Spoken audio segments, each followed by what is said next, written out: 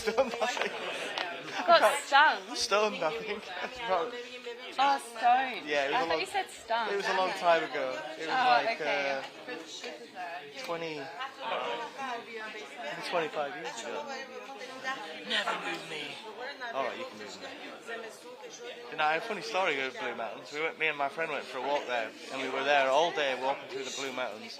And then we bumped into two girls, and they were my friend's old flatmates from university in Newcastle. Random. What the heck? I know. That's so crazy. That's my Blue Mountain story. I love that. What was the password again? Lancaster 24.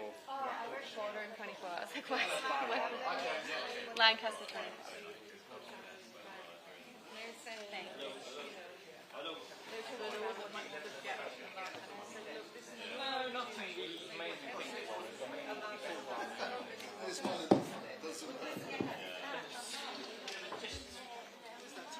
Someone hauled the report and there was a Grenfell Tower Inquiry.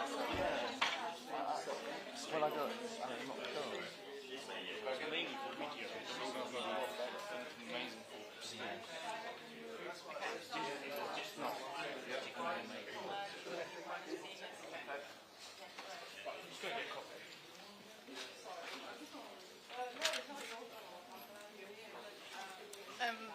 I do have, well, I've got 40 signal. Got a ripping Oh, you jacket. do? No. On your... Yeah, lower, but I got them. Yeah. And I've got, Yeah, it's lower, but I I got haven't them. got the ticket out. They're a bit low. They're lower than those. Oh, okay, so you... The mob spin at it. There was also a Haribo egg Really? in my Where's pocket. that now? Well, it fell out next door, Downing Street. Oh. Probably still there. Is it still there? I might circle back through Westminster to get it. One egg. One egg. I took out both eggs yesterday and I didn't eat them. And one of them was like squished by the time I got home. We're fine. They've got cookies over there. Really? Cookies and coffee. Okay. I'll go get a cookie. Cookie monster.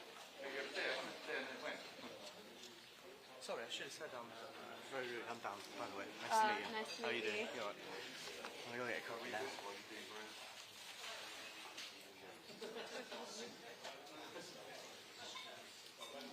There are these badges. Please do take them because we don't get paid to do these. So when we do them, we like to get rid of them because we've been collecting a lot. I made the mistake of printing them about, I think it was Rave 3. And we've now realized year on, we keep on pressing these badges. And yeah, so keep them as a memento because we're going to win this. Thank you.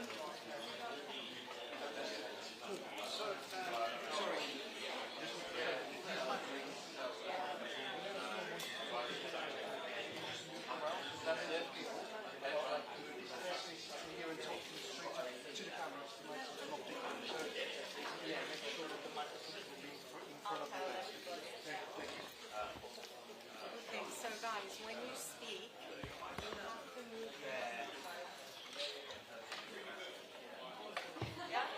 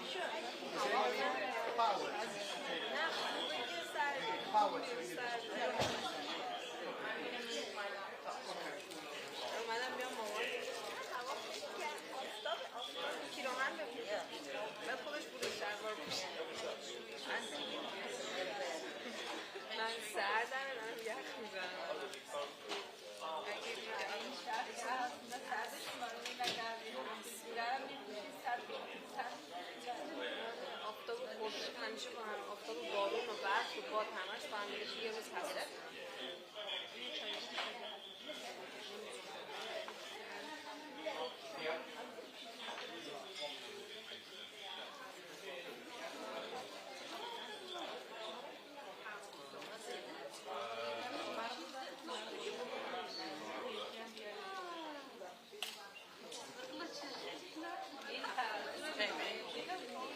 Gonna come and join our little gang over here. We've got cookies and... I have to reprogram my PKs.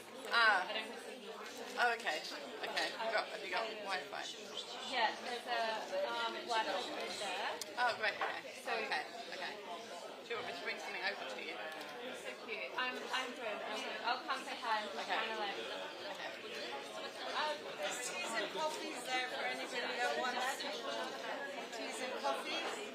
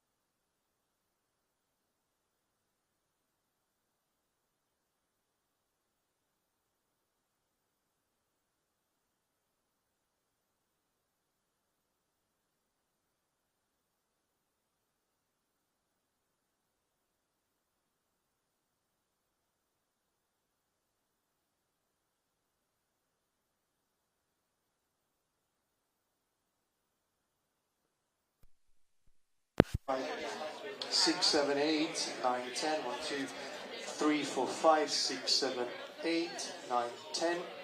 1, 2, 3, 4, 5, 6, 7, 8, 9, 10. I'm online though. Okay. I can't hear. Okay. You guys can hear me, yeah? Cool. So, yeah.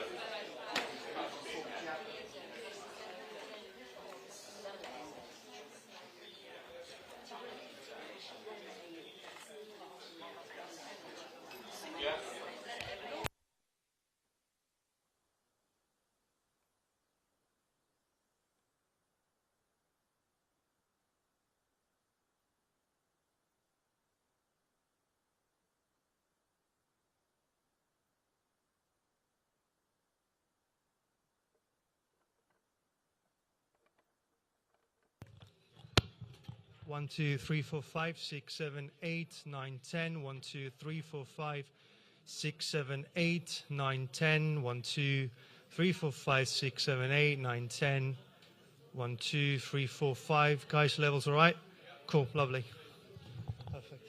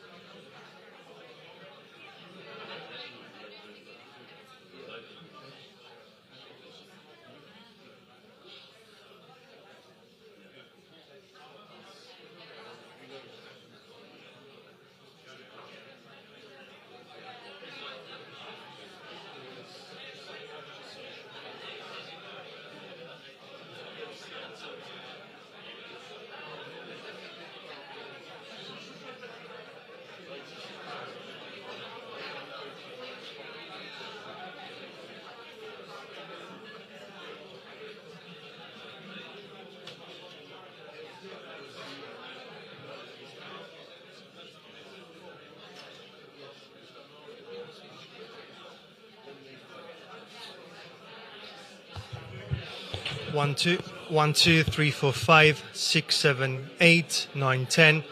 1, 2, 3, 4, 5, 6, 7, 8, 9, 10. 1, 2, 3, 4, 5, 6, 7, 8, 9, 10. 1, 2, 3, 4, 5. Cool. Lovely.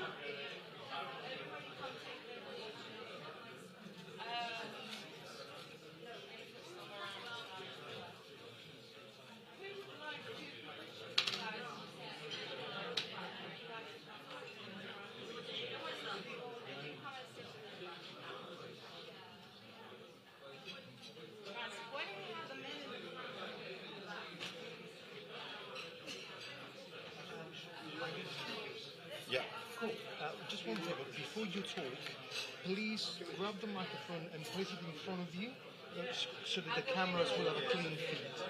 Okay, so we have to point to... Yeah, no, so basically, like, let's say you're sitting here, you just grab the microphone, put it here, like, talk into the microphone. No, So, like, Kareem, we're going to do the women in the front and the men in the back. Yeah.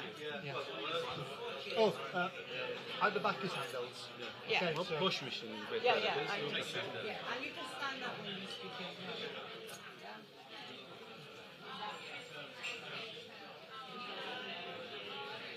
Maybe in the middle. okay, so for the handles, the microphones are always live. In case you want to mute the microphone, is this button here.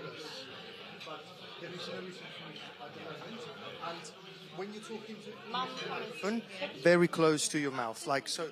Please don't do this or this. Talk into the microphone like this. Okay, thank you.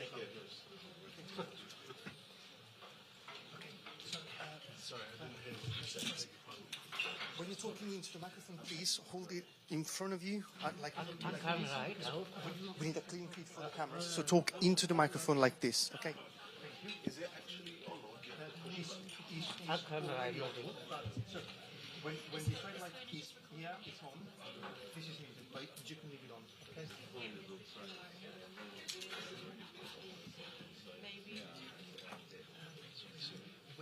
When it's your turn to talk, please grab the microphone and click, like sit here in front of you, alright? Because the microphone will not pick up if it's down here. So be close to the microphone. Okay? I'm not talking. You I'm not talking. Shamsu, please. Amen. Amal.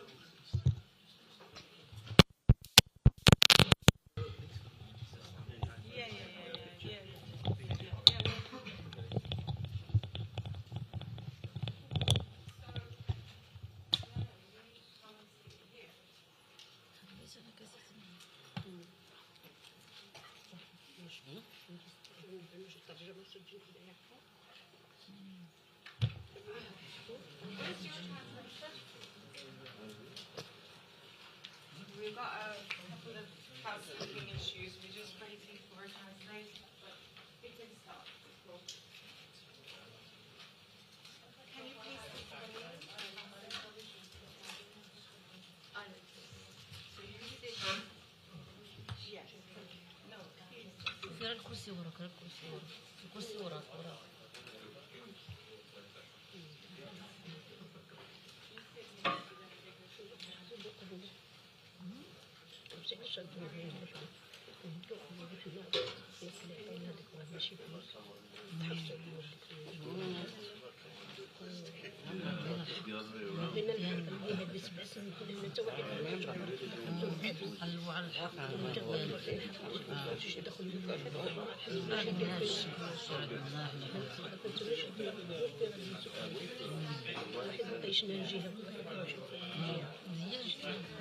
احنا قلنا شي في الدار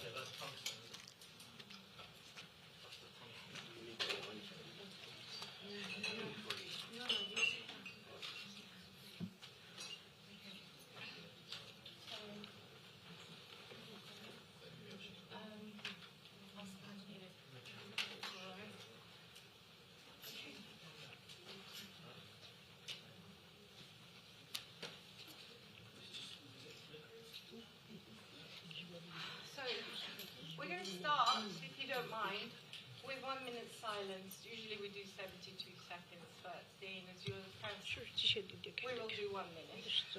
If that's okay.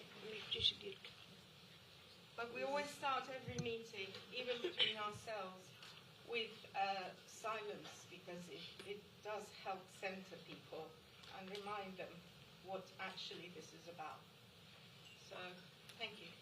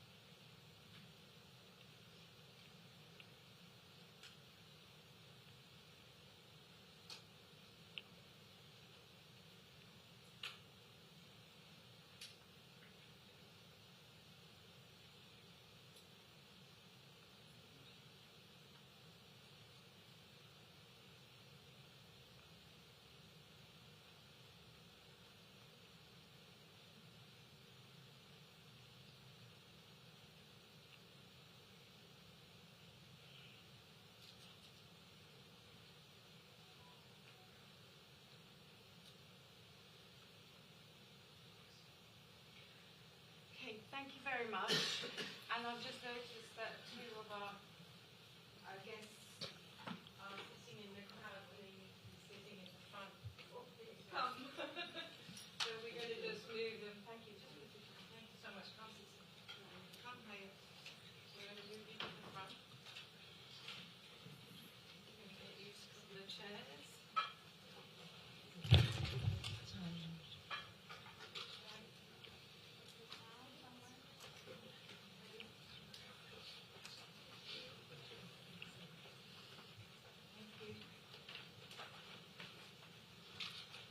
Sisters, why don't you sit here and I see everything? Okay, thank you. Okay. So, as I said, apologies. We are just doing this on the hop. We are not professionals or PR companies, so we do the best we can. But you will see here today the immediate families of those beloved people who are on the poster.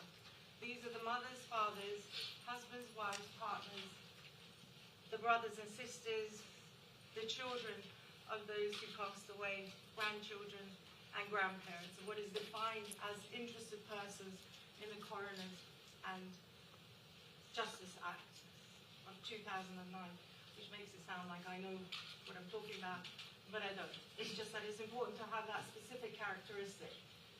Because when a tragedy happens, and particularly where it's of such a public nature, the personal loss for those family members is completely lost in all the machine that kicks into place. And I think it's very important that you realize and recognize that behind the names and the numbers and the reports are real families and real human faces that have been impacted by this tragedy in a way that you cannot imagine. We work together, we cry together, we try hard, we get mad, we get angry. We are trying to address the systemic issues that not only led to the fire and the death of their loved ones, but what happened from day one, which was a systemic program that not only shut down their voices, but also meant that they were locked into what is now the inquiry, which is the reason why you're here today, taking an interest. For the press and the inquiry is a milestone moment. For the families, it's not anything they didn't know already. And the only thing that they've asked for from the beginning is justice. And justice means manslaughter charges, not health and safety, not misconduct in public office. And I think if you put yourselves in their shoes, and it were, God forbid, your parents or your children, that's what would matter to you as well. We've brought the inquiry report here because this is justice by weight. Let's weigh how much this £173 million actually is. That's 4.5 kilos.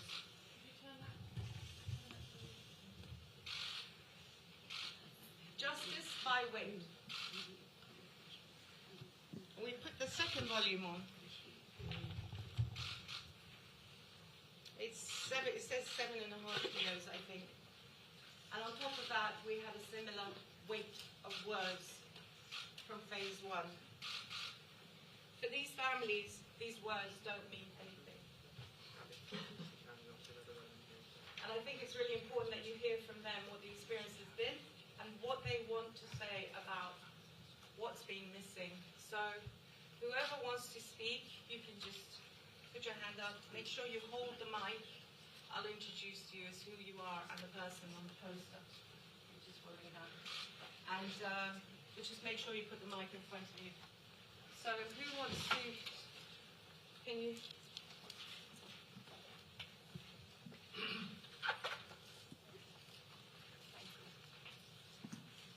His hand, do you want to give us?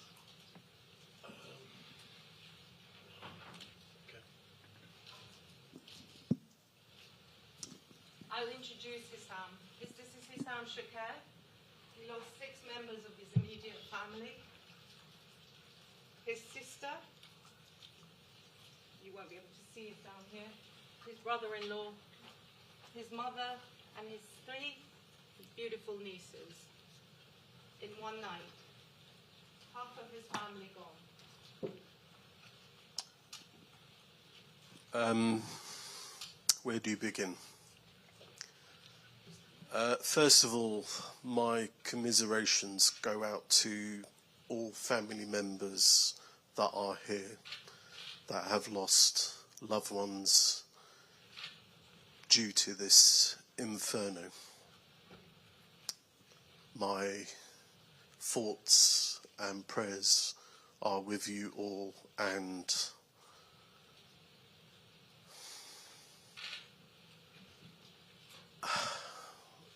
I just feel I feel everybody's pain, which is why I'm here today. The second thing I'd like to say is I'd like to thank the inquiry for their findings and their recommendations. But the most important thing that we need to realize and understand is we did not ask for this inquiry. This inquiry was opened on the second day of the fire. The majority of us probably didn't have solicitors, didn't know what an inquiry was, and we did not know the consequences of having an inquiry and how that would impact on our justice moving forward. So this inquiry means different things to different people. For me, as a direct kin, this inquiry hasn't taught me anything. In fact, it's delayed the justice that my family deserves.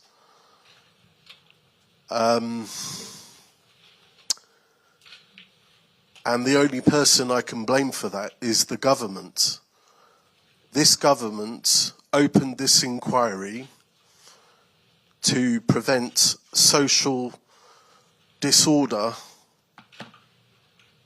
in London, and due to the majority of people that died, and has, in my opinion, perverted the course of justice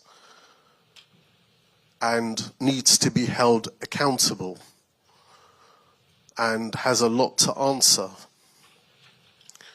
This government did not consult us in any way, shape or form, did not take our views on whether we wanted this inquiry.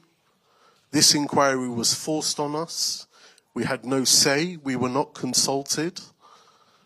And like I say, to some it gives answers, and to some it doesn't do anything except it's put that extra nail in the coffin, as they say, or in the heart.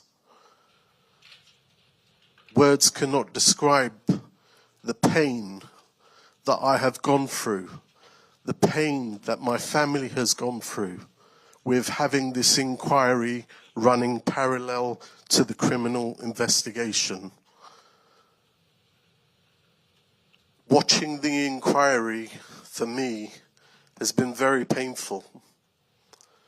I've seen witnesses laugh, giving evidence, which burns me inside, how they can have the cheek to do that, knowing that they are partially to blame for what happened on that horrific day.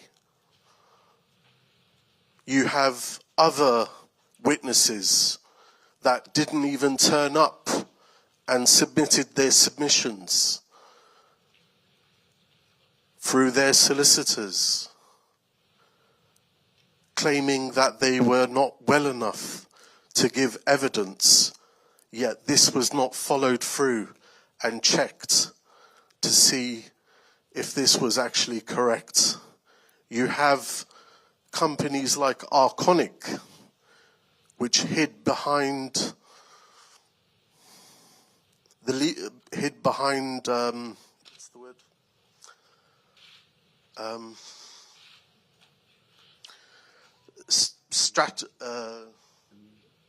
Hid behind the law of their country to not give evidence.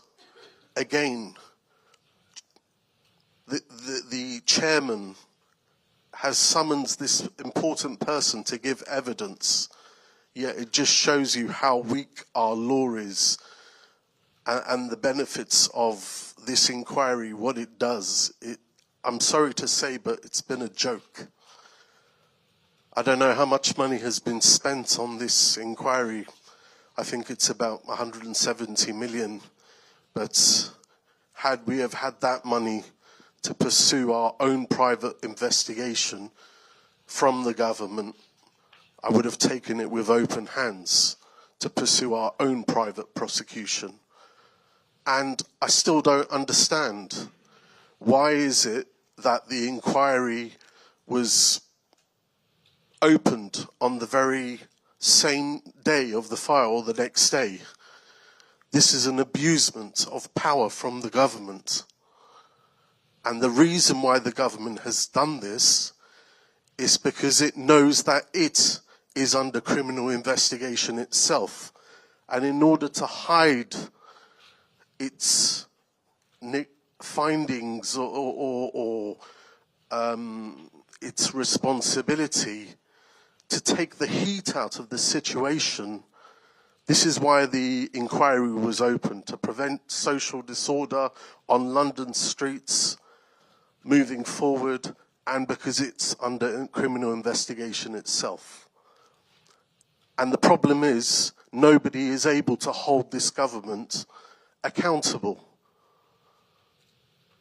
And this will continue to happen because our laws are weak.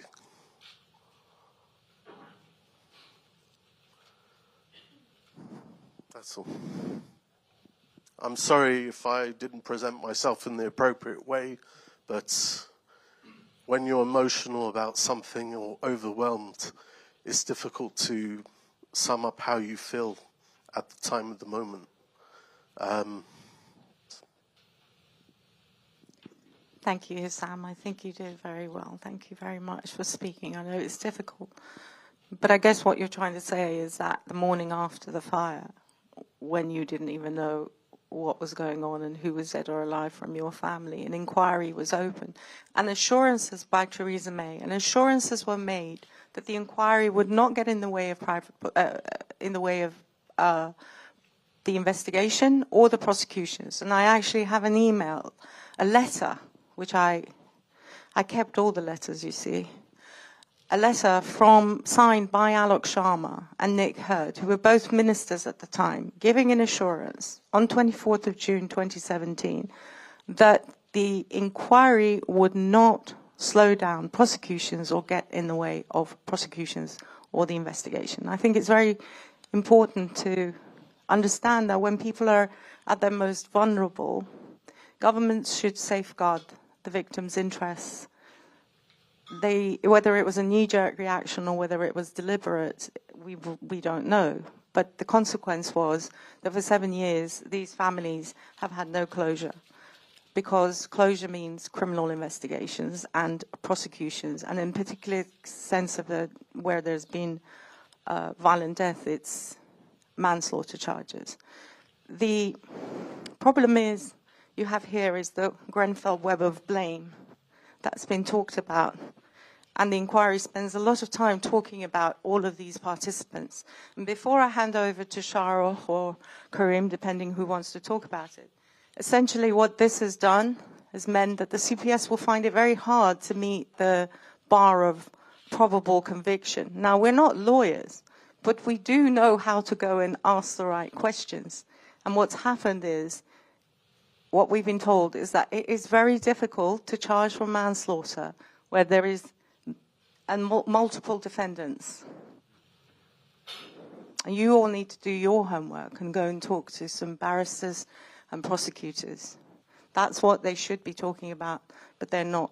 This basically rules out or makes it very difficult for prosecutions for manslaughter. But I think it's best if maybe Shahrukh can speak about that. Good afternoon, everyone. Thanks for coming here today. I think I have a duty of to the people who perished to say what I feel in my heart was the reality, and that began for us from June 2017. An inquiry was announced on a day that I was looking for my mom, basically going from hospital to hospital, trying to see which hospital she might be in. In no way we were informed of its beginning. We were consulted or, had know-how of what inquiry was or is. Don't get me wrong, the mammoth task that Sir Martin Moore-Biggs took, and the task of, gathering and going through evidence that was mounting up day by day from, millions into, very quickly surpassing 120 million different documents to go through, was from very beginning telling me something is delaying justice. To me, I was looking at a tower and I was telling myself, all the evidence is before your eyes. And why these complications? Why this? And I think if somebody wanted to create a system that prevents justice occurring, you could not have designed a better system that is in place now. The system, I think the government knowingly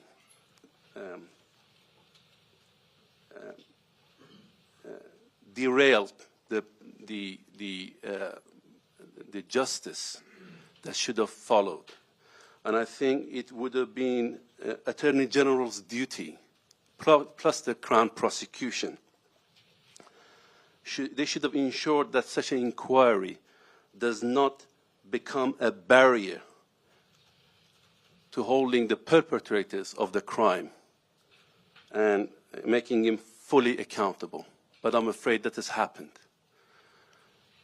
The task of the inquiry, the mammoth task, as it was, going through all those, documents of a titanic proportions, is not deniable.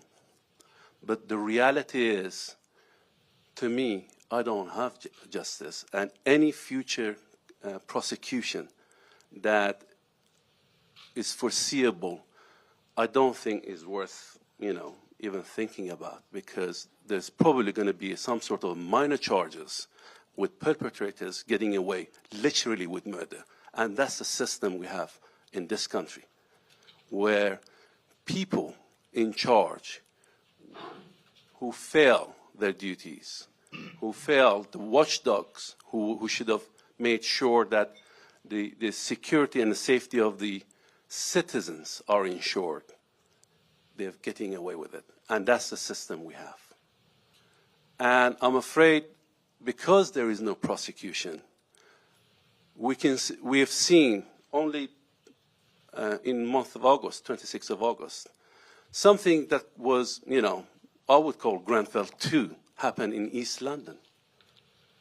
Thankfully, there was no fatality this time because the people had not stayed put. But if you look at the building, you can see that, it all burnt down, just like Grenfell. So 7 years on, people are living with this cladding. They're living in fear. So things has not changed. It's this illusion of learning from the mistakes have not brought about any concrete actions by the government in removal of those claddings. And I fear that is because there is no prosecution. There is no consequences for people who fail while they are in office. They can just go and ignore it. Ignore the public. There are thousands of buildings wrapped with cladding today. And with a government that we have that is not taking responsibility for taking them off, it shows that they don't fear any prosecution. If we had rightful prosecution in hand, these things won't happen. Just like it doesn't happen in North America. Well, it rarely happens in America because if things like this happen, the punitive action, the penalties are so severe that not only people, companies, corporations would go out of business, their directors would be held personally responsible.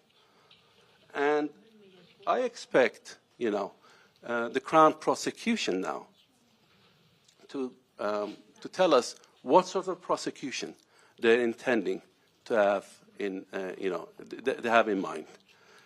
To me, it's a manslaughter charge and nothing less would do.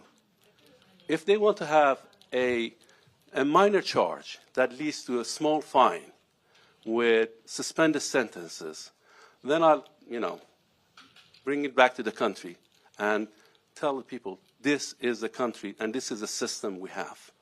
And unless it's fixed, you're not safe in your own homes. Thank you. Thank you very much. I was just asked by one of the reporters, this gentleman is Shahrukh Aglani, who lost his mother and his aunt in the fire.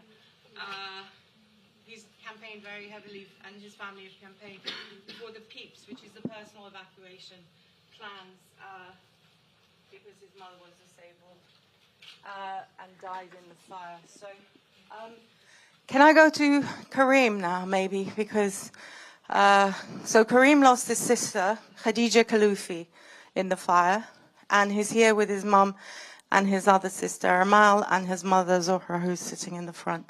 Kareem. I'm Kareem Kaloufi, Khadija's brother. I have this opportunity today to present my condolences to all bereaved family members because I didn't have this opportunity before. So for me now, at the end of this inquiry, I've analyzed everything. 7 years of waiting, of pains, of suffering, trauma, all the illnesses you can imagine. As Sam said, no one has asked us or asked me if I wanted this inquiry as it is, or give me a choice to go to court directly. 7 years. I was saying to myself, oh, 7 years, it's enough to get a justice. They have everything. They have the evidence. They have who did, when it was done, and how it was done. So this is enough to get a justice, to know, because what happens, it's a criminal investigation, and criminal investigation have need charges and a fair trial, a conviction. So, until now, me and all my bereaved families think that we were robbed our justice. This delay has caused a lot of damage to us, has participated in denying our right. And we are asking, as Sharo said, the minimum we are asking is criminal prosecution for manslaughter. This is the minimum. Because all the people died deserve a justice. And all the people here deserve a justice. Nothing will be extinguished, or nothing will disappear inside what we are feeling now if we don't have this justice. Together, we will stop fighting for justice, because we know that there is a right for justice, and we will seek for the justice. We will go to probably, and with the help of Grenfell, next of kin. Now we are preparing ourselves to see the Prime Minister and also the Minister of Justice, the CPS, the police, to fight, not to fight, but to tell them we have a right of justice and we want it. How it's going to be. People here are looking for that. So shall we wait for 2 years, 3 years, 4 years? Maybe my mom will die. Maybe I will die and not having this justice. My mom, she's stuck here for 7 years. She kept moving from a hotel to another hotel, to another hotel, to another hotel. Making a lot of effort. Bearing all the nice things and the bad things. Because we didn't have the right treatment. We were discriminated. And we were a minority, but we are a strong minority who have the right to seek for the justice. We are going forward now, and we want to move on. And what I'm going to say about the inquiry. The inquiry has ended today. We have no lawyers, no more. But we have these people who are full of strength, full of anger. They will not let down. They will go on. They will continue to seek for this right. What was said and what is contained in the final report, it's all this detail that everybody knows. Okay, I'm not saying that from this report nothing will emerge. A lot of resolution, a lot of recommendation, a lot of improvement will be here. It's good, as I said before, it's good for British citizens, for law, for the coming generation. They are improving their life, yeah. But it's not for good for us, bereaved families, because we prioritize the justice. No. So I'm going to end and say, I believe in justice in Britain. This is Great Britain. How come? People or other countries are following Great Britain as a model. So we cannot have this justice. So we need just to knock the door and go to the right persons who will help us getting this justice over. Thank you. Thank you very much, Karim. Okay. All right. So I'm just going to read this email that I referred to, that was signed by Nick Hurd and Alok Sharma, which said, the inquiry will not delay the conclusion of the police inquiry, which will draw on the fire investigation. If criminal proceedings result from these investigations, they will be a matter for the independent prosecution authorities, and we would not expect them to be delayed by the establishment of the public inquiry. And of course, the opposite happened. And this was signed by Alok Sharma and Nick Hurd. And probably you didn't even receive that letter, because this was on the 24th of June, and probably you were going from hospital to hospital or whatever. Yeah. Yeah, yeah. So, you know, it's a very, when we talk about learning lessons, perhaps we should learn that lesson. I just wondered actually whether we could hear from some of the women. We have a lot of strong women involved in this situation. Actually, Flora's just arrived as well. But I wondered if Sister Mariam, who's actually herself a survivor, but she's going to speak for Hayat El Sanusi, who lost her sister and her nephew and her niece. And Mariam, if you can just say what Hayat has expressed with you, because sometimes it's just very difficult for people to actually speak in front of the camera, so they've had their discussion before.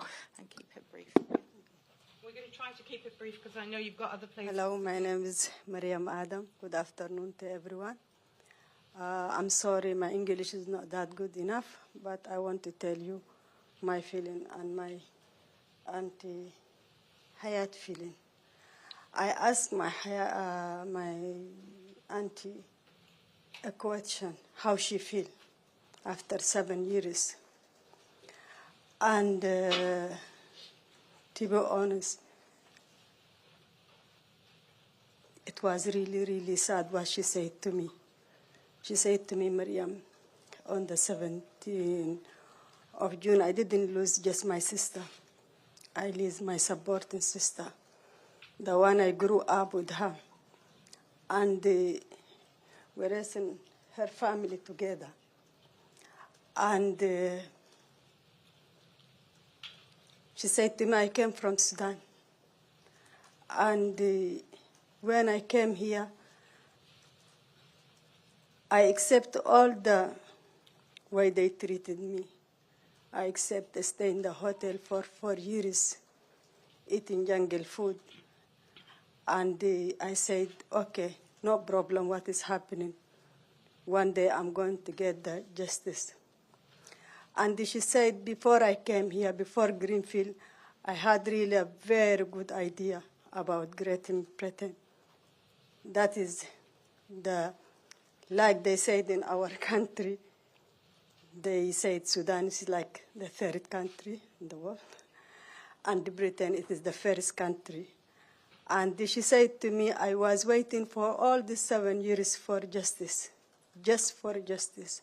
And they stay here for 7 years just for justice. And she said, and I was thinking, no one up to the law. But I found that it is not true.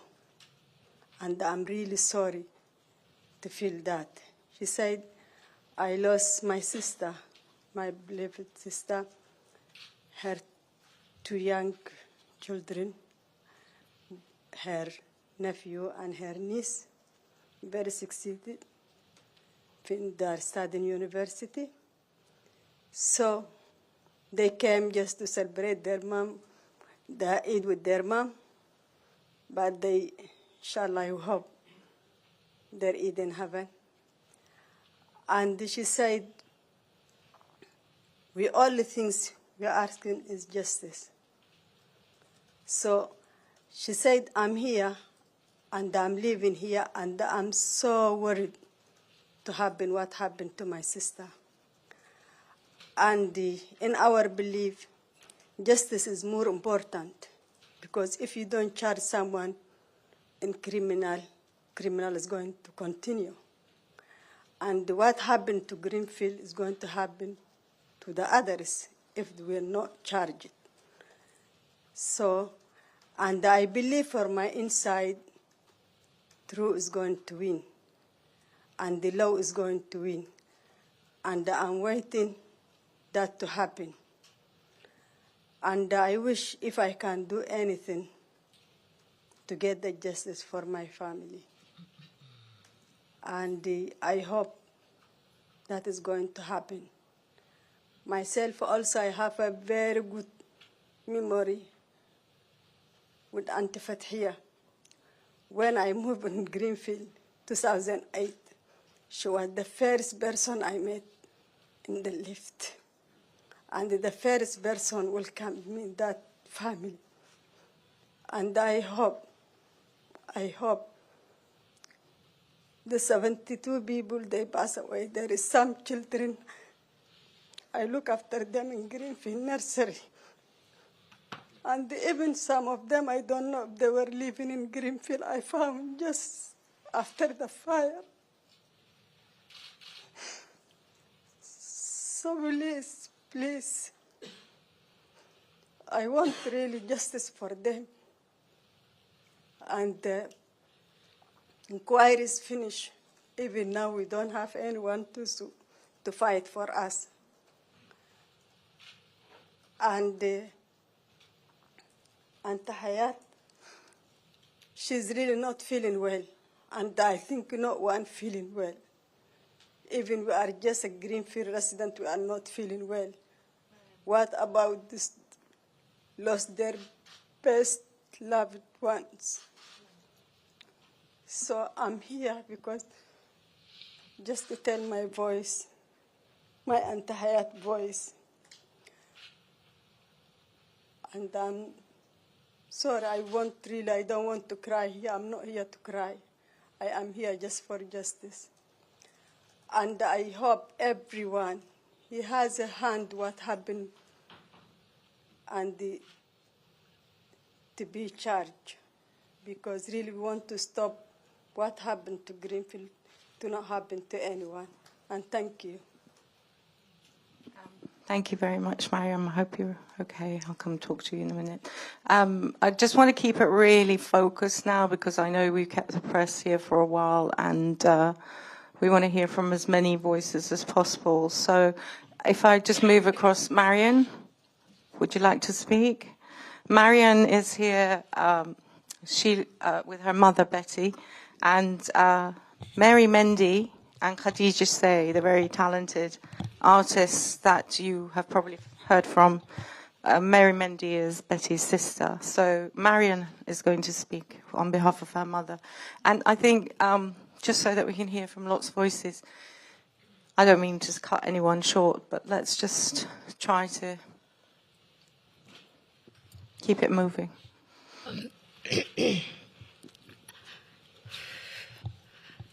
I'm really sorry, but I don't really know what to say. We've heard some of the information about greed and dishonesty, and it was really hard for us to hear those words. And I just want everybody else to remember this is about 72 people who lost their lives.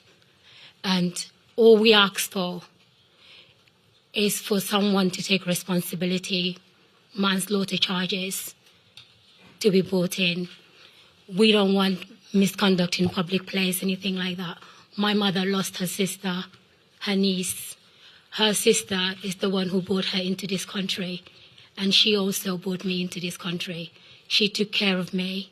She did everything for me possible to become the person I am today. So I just want people to remember the 72 people who lost their lives.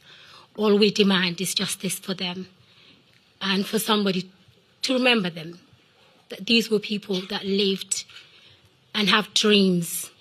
Khadija's life was lost so short that everything she dreamt of happened after she passed away, and that shouldn't be what we should remember her for.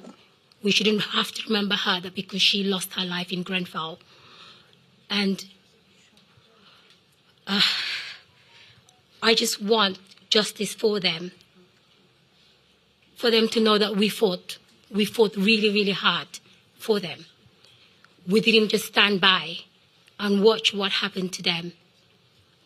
We fought. We tried everything possible with Camilla's help, everything possible to try and get them justice. The Bible says, do not kill, thou shalt not kill. So we demand justice for that. Thank you. Thank you very much, Marion. That was very well put. And I would like to go to Mrs. Jabari. Mrs. Jabari lost 5 members of her immediate family, her daughter, her grandchildren, and her son-in-law, the Al-Wahabi family. She's going to speak through an interpreter. And so, if I can just give a bit of housekeeping here. If Mrs. Jabari says what she wants to say, and you write it in English and do it in one go instead of sentence by sentence, yeah? So keep it sharp. Say what you want to say, and you translate in one go. Sorry, 85% of the people who died in Grenfell Tower were black and brown British citizens. And this has actually been a major challenge in the government response to this disaster. There was systemic racism, although the inquiry report concludes there wasn't. But they sort of said, if we find it, and look, we won't look for it, but if we come across it, we'll deal with it. But I was reading the report last night, which is not my ideal thing to read, and it actually it's in the executive summary, I think, that Sir Martin Morbick says there was no evidence of racism at all.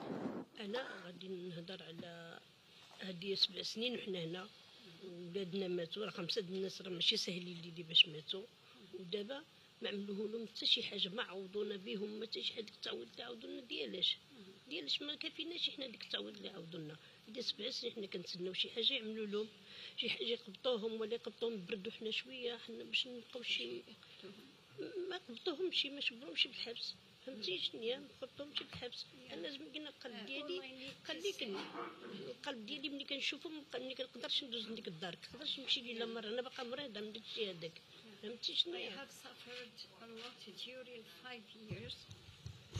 I have suffered a lot during 5 years and endured a lot because of the big loss. I lost my daughter with her children and her husband. And we have been waiting all that time for justice to be done, but nothing is implemented. They gave us a compensation, but it will not make up for the big loss I had. And I have been so ill, and I am enduring a lot because of what happened. And I still suffer from that post-traumatic disorder. الشيء اللي عملوا لنا حنا ما عملوا حتى شي واحد لا ضحكتوا علينا حنا مغاربه ضحكتوا علينا خصكمش تضحكوا علينا ولادنا اللي مشاو عوضتونا بنص الثمن باش داك الشيء اللي عاودتونا ديالاش We don't deserve to be treated as such. We need justice to be done because it's a big loss. It was a big loss. And we're still waiting for justice to be done, but nothing is done. I still suffer from what happened. I still suffer from post-traumatic disorder. In fact, I endured a lot because I lost my daughter with her children and her husband, 5 people in one go. But still justice is not implemented. What happened is a catastrophe, but the inquiries come to an end and nothing is done about it. All we got is a little amount of money compensation that wouldn't make up for the loss, the big loss I had. Did you want to say anything else, Mrs. Jabari? Are you okay? Thank you very much. Can I go to Francis? Francis Dean, if Francis, you can stand up, because Zainab Dean and Jeremiah Dean, her little toddler, passed away in the fire. And without telling the whole story, which Francis finds very traumatizing, I think you should appreciate that though the names and numbers and so on are there, the story of actually what people experience is so harrowing. And for Francis, he was captured on the police camera as he was on the phone to Zainab in the tower, begging her to come out. And he stayed on the phone with her, passed the phone to the firefighter to speak with her because he just couldn't take it anymore. And she described how her son had passed away in front of her. And then the firefighter passed the phone back to him and just said, "Tell her you love her." And then the phone died.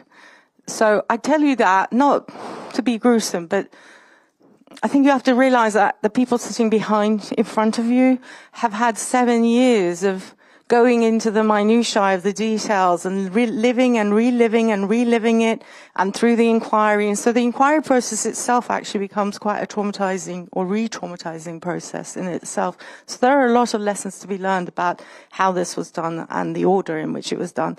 And then to end up where the Fire Brigade as an organization, or the individual firefighters, are essentially off the hook. I think that has made a lot of people quite angry as well, because they are the ones that suffered the loss of life. So, Francis, if you want to speak about whatever you want to speak about, and feel free to speak about the firefighters as well, because I know they're sort of almost like untouchable in terms of this story. Well, thank you, Kimia. First of all, I want to thank the press for coming. Thanks for your support. And also, I want to thank Sir Martin Mobic for the report. I guess they've done a very hard work. It's taken 7 years to get to this point. But for me, I think 7 years is delay of justice, because we deserve justice. I mean, if I could go back to the night of the event, look how fast the building catch fire. It takes like 10 minutes. You know, and nobody is to be blamed, and everyone is just passing the blame to each other. Is that fair? That 72 lives died. You know, that night, from that night, I've not been the same person. Mentally, I'm messed up. I suffer from PTSD, and obviously for stuff that happened in the past, it led to me losing my job. Right now, currently, I'm unemployed. But what we demand, we are demanding justice for these lives that died. People that died there, you know, people were screaming. So for me, it's always difficult to talk about it, because it's like, you just take me straight away back there. So I just try to compose myself as best as I can. But the government actually promises justice, you know. This was the previous government, and I do hope this current government can take up that lead and assure us that we are going to get justice. And we are also demanding justice. That's all I've got to say. Thank you. Thank you, Francis. Just wanted to bring in the Samimi family here. They lost their mother and their auntie, and so Rahila Samimi, Masumi Samimi, and Melina Samimi, who is a bright spark because she's doing really well at university. We're very proud of you, because it has been particularly difficult for the young people who've had to keep going despite everything they're experiencing. Their futures are at risk when something like this happens. So Melina lost, obviously, grandma and auntie. So what would you like me to do? Do you want to speak through the interpreter? Yeah. با از طرف این آقا صحبت کنی، یعنی من این statement رو نمیخونم. شما از باعث interpreter صحبت کنی. Okay. I have a statement from them, but I think it's just better if they just speak through the interpreter. زیادم طولانی نیست. Okay. Thank you.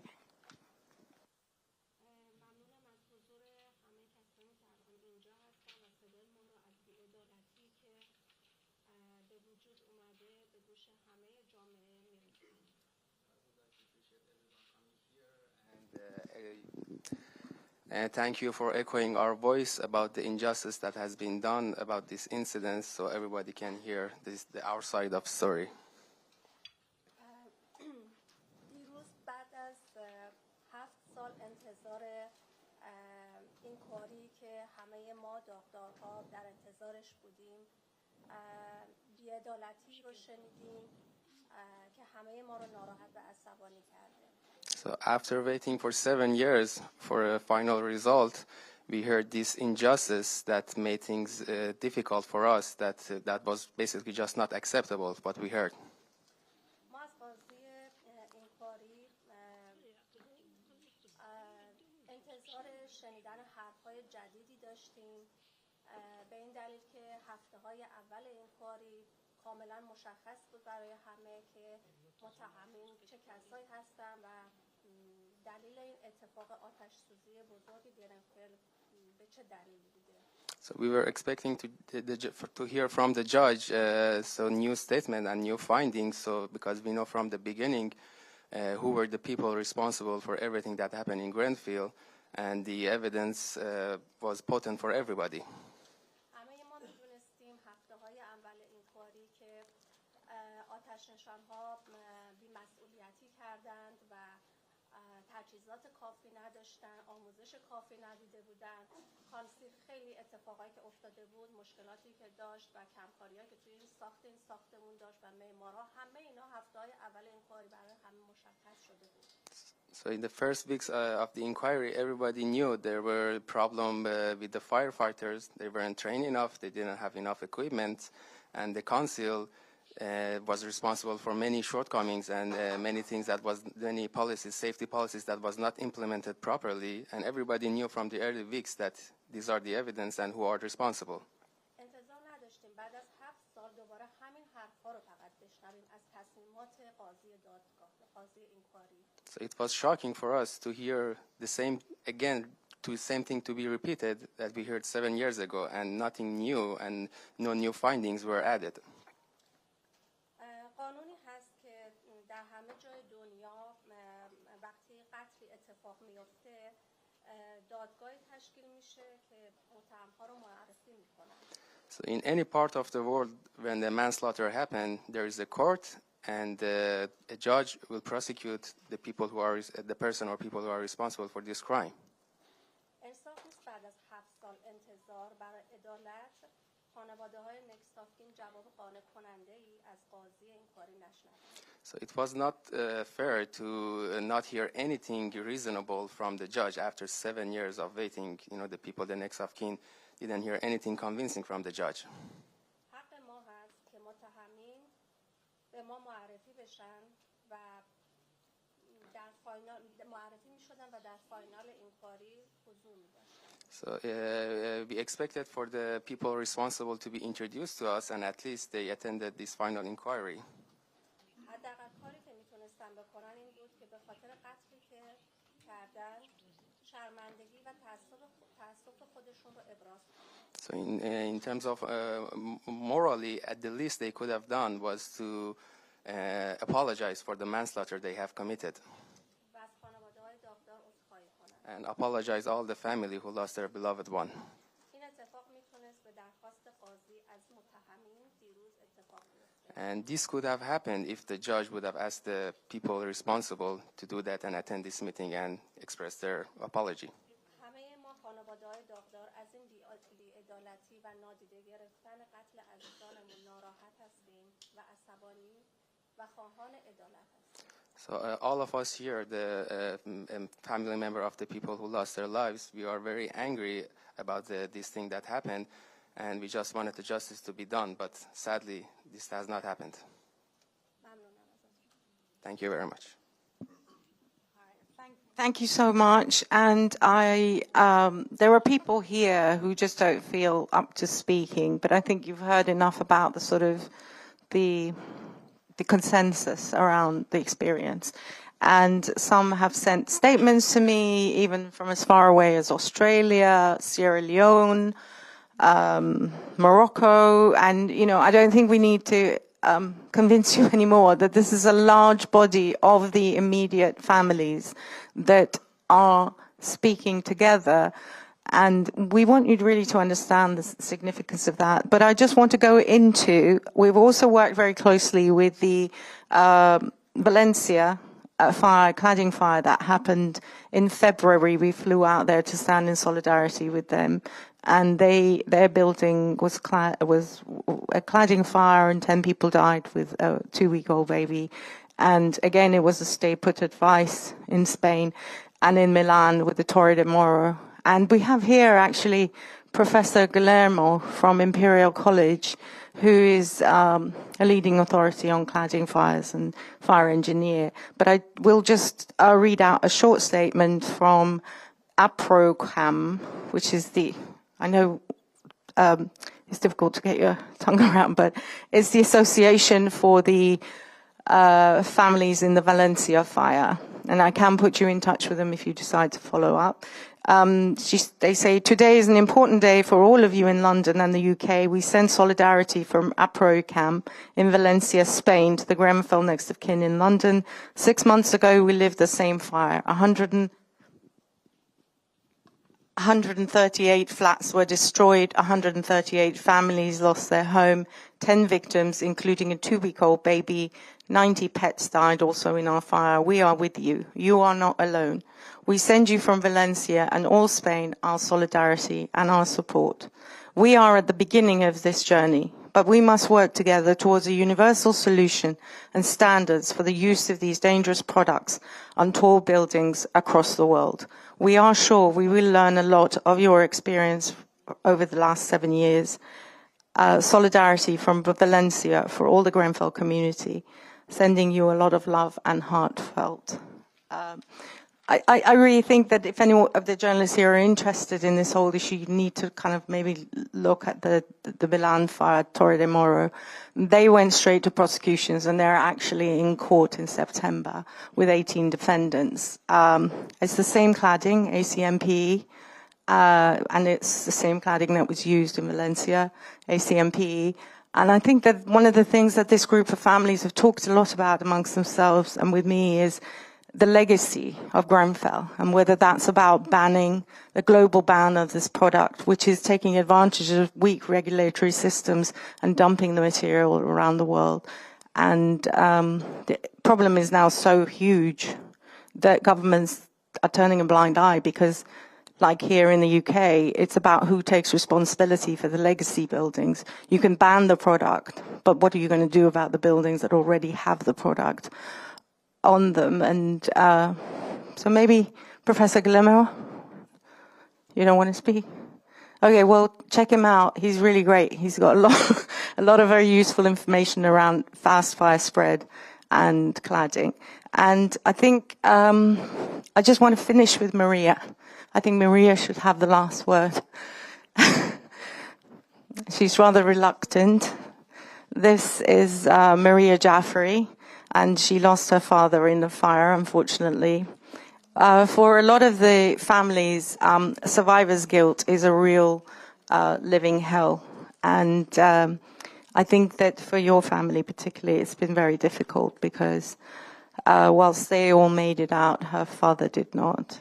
And would you like to have the last word, sister, please? Yeah, thank you so much for coming. And 7 years now we are waiting for the justice. And yesterday I just went to collect the report, and it's just like big bag of paper they handed to me. And when I went home, and my mother, she said, "Where's the justice? What happened?" And I couldn't explain to my mother. She said, "Just you bring the book. It's gonna be read. Who's gonna be read it? Who's gonna explain to us?" And 7 years, I just explained to my mother, there is a justice, there is justice. But at the end, 7 years passed, and we still have no justice, and we have to fight again. I don't know how many years it's gonna be take. And nobody knows who's going to be alive for the justice. Maybe not me, maybe not my mother. So who's going to tell us, like, what happened after me? So it's 7 years, it's a long time. And we just thought maybe it's going to be 1 year, 2 years, 3 years. Then say, okay, just wait for another year, just wait for another year. But 7 years is passed, and they just writing everything in the paper and they're handing to us, and this is your justice. So, and I don't know what to say else, but I need the justice for my father, for the whole entire 22 people. And when I die, I don't want to be shamed in front of my father. Like, I did nothing for him. I left him behind us, and he burned and he died, and we didn't fight for him.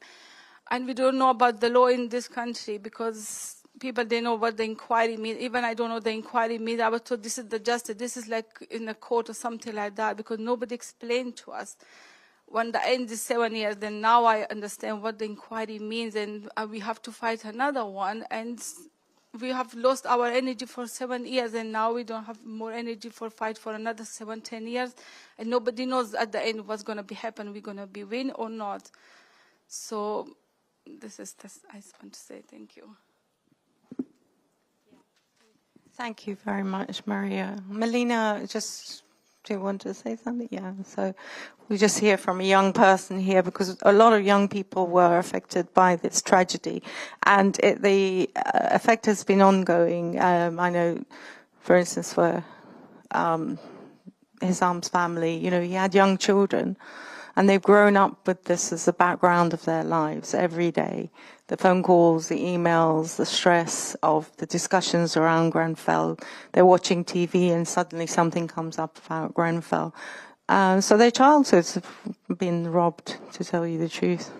Melina, can you just say a few words? I lost my grandma and my great-aunt in Grenfell Tower. And I lost my dad when I was nearly 2 years old. Since then, she was more than a grandma for me. She was my idol. She was my hero. She was my best friend. We were so close.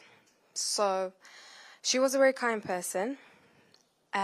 During these 7 years, I think, as a second generation, I think I can say after my mom, I was affected by Grenfell a lot.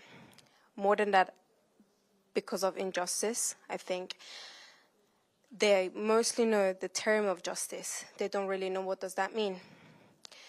The lawyers, the government, the judge, people, that they're doing something, they don't really know what does justice mean. So, because as a granddaughter of Fatma Afrasiabi, that died on that night in the Grenfell Tower, I think the only thing that family wants, the bereaved family wants, and I want for my grandma, is just justice.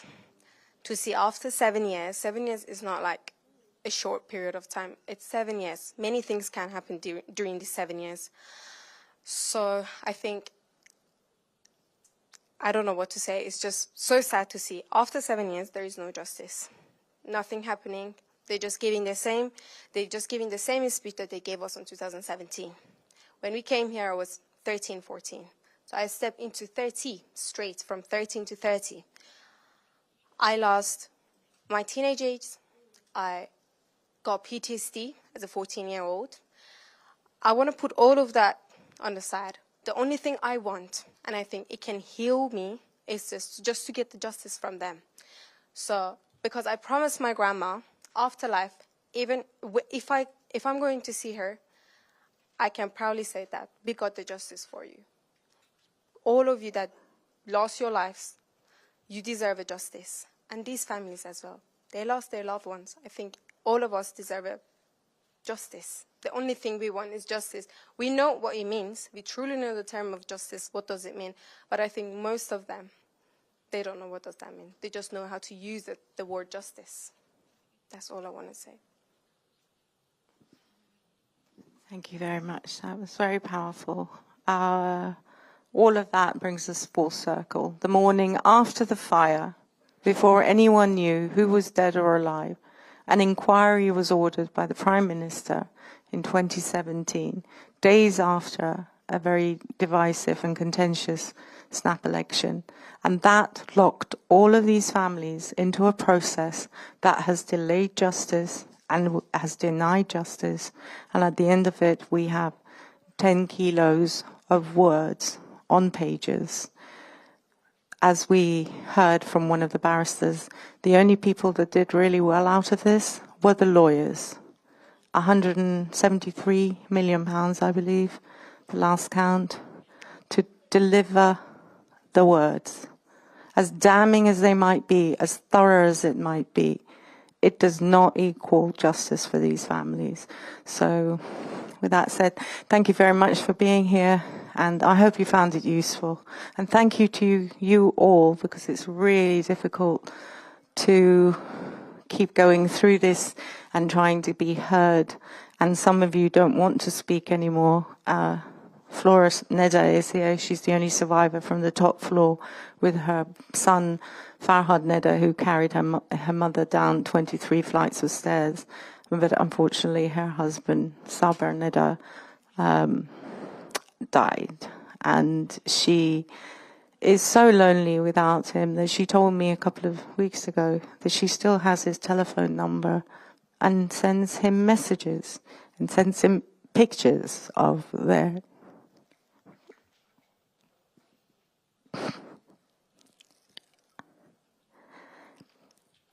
she just had 2 grandchildren. Sorry, but I think it's really hard to understand. She talks to her husband via phone and expects an answer.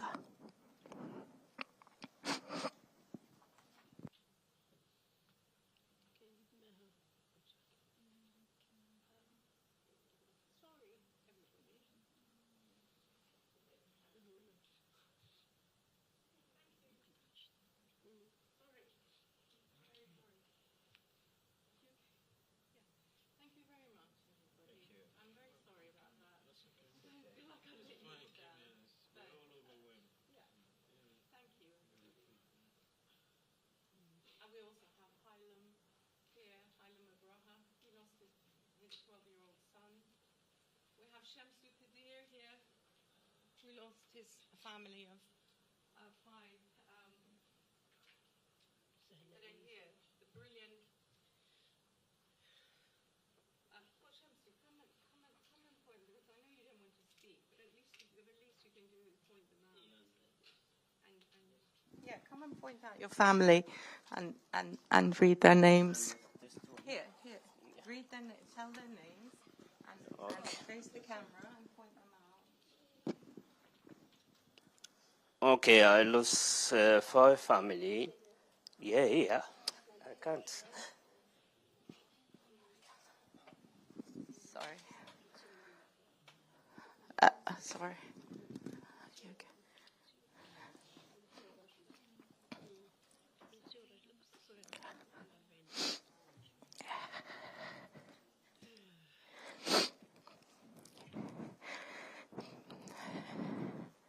We hope the media will support these families and stop being distracted by the things that they're trying to do to distract them. It's not about recommendations. You've got to deliver justice first.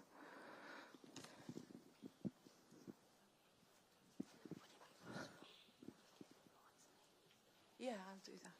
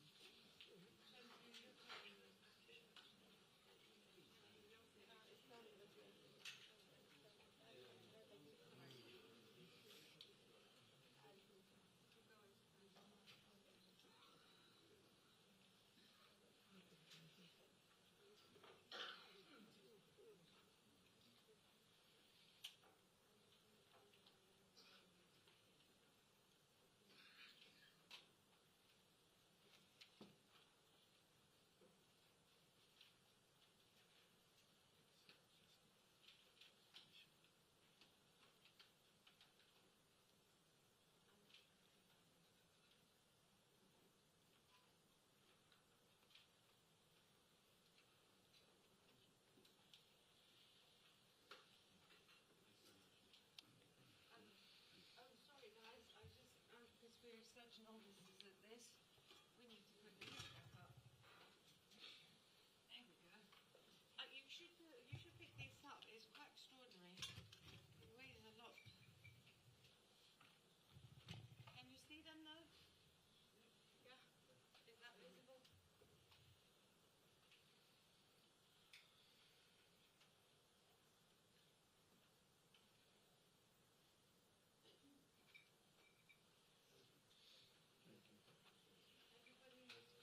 Thank you very much. Thank you for your time.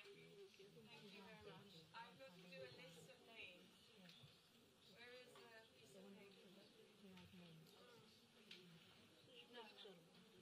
Okay. Yes, put your names here.